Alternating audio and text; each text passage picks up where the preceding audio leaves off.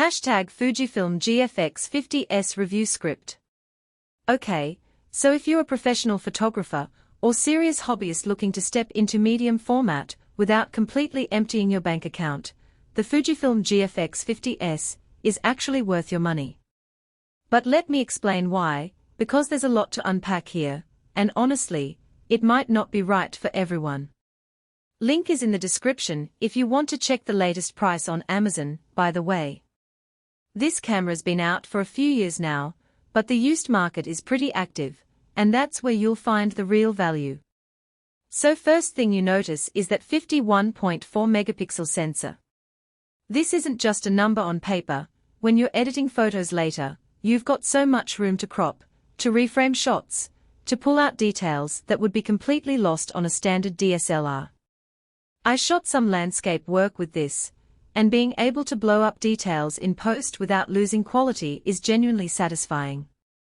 It's the kind of resolution that actually changes how you approach composition in the field because you know you've got options. The viewfinder is another thing that sold me. That 3.69 million dot organic EL display is bright, responsive, and actually makes manual focusing feel natural instead of frustrating. You can see exactly what your exposure is going to look like in real time, which sounds basic, but makes a massive difference when you're dealing with tricky lighting. The tilting touchscreen on the back is super practical for studio work or when you're shooting at awkward angles.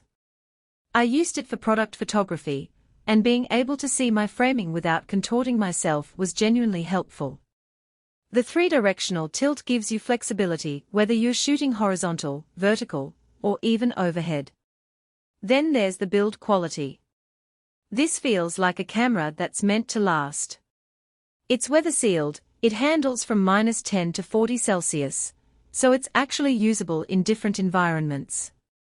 The body feels solid in your hands, and there's something about that G-mount that just feels robust. It's got a good selection of lenses available too, which matters because you want options. One real pro here is the autofocus system. It's fast for a medium format camera, and that actually matters more than you'd think when you're shooting real-world assignments instead of just tripod work. Another pro is the file format flexibility. You can shoot RAW in different ways depending on your workflow, which is nice for batch processing. As for the cons, this thing is expensive, obviously. And while it's a fantastic camera, the sensor technology isn't the absolute latest compared to what Fujifilm released after this. The battery life is also kind of whatever, so you'll want spares if you're out all day. And the autofocus, while good, still isn't quite as snappy as modern mirrorless cameras in the full-frame world. Here's the thing though, if medium format resolution and image quality matter more to you than having the newest features, the GFX 50S delivers on that promise.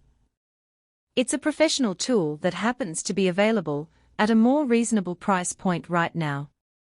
Grab the link below if you want to check it out on Amazon. Let me know in the comments if you've used medium format before or if you're thinking about jumping in. Thanks for watching.